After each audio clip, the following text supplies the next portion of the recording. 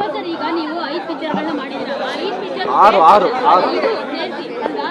5 picture ಸೇರಿಸಿದ್ರೆ 6ನೇ ಸಿನಿಮಾದಲ್ಲಿ ಎಲ್ಲ ಪರ್ಫಾರ್ಮೆನ್ಸ್ ಕೊಟ್ಬಿಟ್ಟಿದ್ದಾರೆ 5 ಸಿನಿಮಾಗಳದ್ದು. ಸೊ ಅದಕ್ಕೆ ಇಷ್ಟು ಸಣ್ಣ ಆಗಿರೋದು. ಪ್ರೇಮ್ ಸರ್ ಅಷ್ಟು ಕೆಲಸ ತೆಗೆಸಿದ್ದಾರೆ ನಿಮ್ಮ ಹತ್ರ. ಇಲ್ಲ, ನಾನು ಅವನಿಗೆ ಯಾವಾಗಲೂ ಹೇಳ್ತಿದ್ದೆ, ಮಗ ಈ ಸಿನಿಮಾ ಮಗನೇ ಇನ್ನ ಬ್ಯಾಕ್ಗ್ರೌಂಡ್ ಸ್ಕೋರ್ ಆಗಿರಲಿಲ್ಲ. ಫಸ್ಟ್ ಶೂಟ್ ಮಾಡೋಗ್ಲೇ ಹೇಳಿದೆ.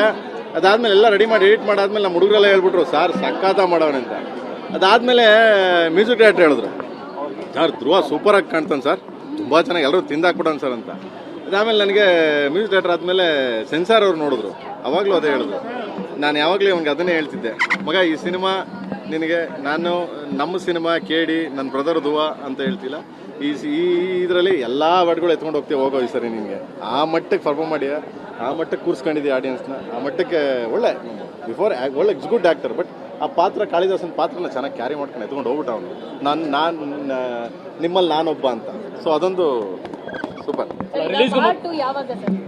ಮಗನೇ ರನ್ನಿಂಗ್ ಆಗ್ತಿದೆ, ಹೋಗ್ತಾ ಇದೆ. ಸೊ ಈಗ ಮೋಸ್ಟ್ಲಿ ಐ ಥಿಂಕ್ ನೆಕ್ಸ್ಟ್ ವೀಕಿಂದ ಬೇರೆ ಲ್ಯಾಂಗ್ವೇಜ್ ರಿಲೀಸ್ ಆಗ್ತಿದೆ. ಸೊ ಅತಿ ಶೀಘ್ರದಲ್ಲೇ ಬೇರೆ ಲ್ಯಾಂಗ್ವೇಜ್ ಎಲ್ಲ ರಿಲೀಸ್ಗೆ ಪಬ್ಲಿಷ್ಗೆ ಹೋಗ್ಬೇಕೀಗ ಅಲ್ಲೆಲ್ಲ. ಸೊ ಮಾಡಿ ಅದಾದಮೇಲೆ ಒಬ್ಬ ಡೈರೆಕ್ಟ್ರಿಗೆ ಆ ಶಾರದಾಂಬೆ ಕನೆಕ್ಷನ್ ಇದ್ದರೆ ಏನಾಗತ್ತೆ, ಮತ್ತು ಒಬ್ಬ ಒಳ್ಳೆ ಗುರು ಇದ್ದರೆ ಏನಾಗತ್ತೆ ಅನ್ನೋದು ಇವತ್ತು ಪ್ರೇಕ್ಷಕರು ಅವರು ಹೇಳ್ತಾ ಇದ್ದಾರೆ.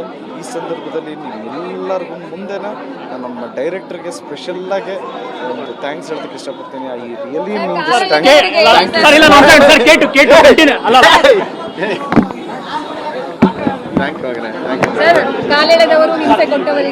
ಒಂಥರ ಅಣ್ತಮ್ಮ ಜೋಡೆತ್ತು ಕೊಡೋ ಅಂತ. ಬಟ್ ಇನ್ನೊಬ್ರು ಇದಾರೆ ನಮ್ಗಿನ್ನ ಬಿಗ್ ಬ್ರದರ್ ಜೊತೆ ಕೂತವ್ರೆ.